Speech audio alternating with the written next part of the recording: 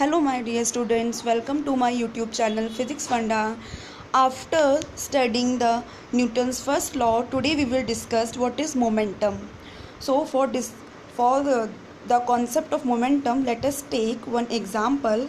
Here are two vehicles. First is truck, as you can see. The first one is truck and the second one is car. So it's obvious the mass of the truck is greater than the mass of this car. So it was observed that कि force acting on any object depends on two factors. It means if both the objects, that is truck and car, is moving, then to stop it we have to apply more force on truck. ठीक है, stop करने के लिए हमें इस truck पे force ज़्यादा apply करना पड़ेगा as compare to the car. It means force is directly proportional to the mass of the object. Object का मास जितना ज़्यादा होगा ऑब्जेक्ट पे उतने ऑब्जेक्ट को स्टॉप करने के लिए, उसके मोशन को स्टॉप करने के लिए उतना ही ज़्यादा force we have to apply it on it. Now let us consider another example in which the mass of there are two objects and the mass of two object is similar. मान लो कोई भी दो object है, let us take यही दो object है, इनका अगर मास सेम हो जाए and now they are moving with different velocities, लेकिन वो डिफरेंट वेलोसिटी से मूव कर रहे हों, तो किस ऑब्जेक्ट को स्टॉप करने के लिए हमें ज़्यादा फोर्स लगाना पड़ेगा. It's obvious the object which is moving with higher velocity we have to apply more force to stop it. वो ऑब्जेक्ट जो ज़्यादा वेलोसिटी से मूव कर रहा है उसको स्टॉप करने के लिए हमें ज़्यादा फोर्स अप्लाई करना पड़ेगा. इट मीन्स मूविंग ऑब्जेक्ट को स्टॉप करने के लिए जो हमें फोर्स अप्लाई करना पड़ता है, it depends on the two factors, that is first one is mass and the second one is velocity. You can see here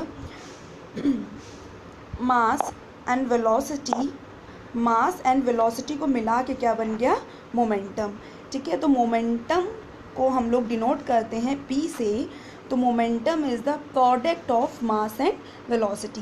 किसी भी ऑब्जेक्ट को स्टॉप करने के लिए जो हमें फोर्स अप्लाई करना पड़ता है वो डिपेंड करता है दो फैक्टर्स पे, दैट इज़ मास पे एंड वेलोसिटी पे. और मास और वेलोसिटी का जो प्रोडक्ट होता है this gives the momentum. Okay, तो now moving towards the definition of momentum.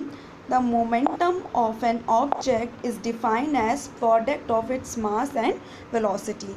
जो मोमेंटम होता है किसी भी ऑब्जेक्ट का वो बहुत ही सिंपल है. It is the product of mass and velocity. तो P equals to m into V. Now it is a vector quantity because it is momentum is the product of mass and velocity is the vector quantity, hence the resultant, that is momentum, will also a vector quantity. Now its SI unit is kg meter per second. How it is kg meter per second? बेटा मास की SI unit क्या होती, kg, velocity की metre पर second, तो दोनों का product है मोमेंटम, तो हो गया kg मीटर पर second. Now it is denoted by P. Momentum को हम लोग सिंबल P से डिनोट करते हैं, तो P equals to m into V. Okay, now I hope it is clear to everyone momentum. So simply momentum is the product of mass and velocity. Okay, bye.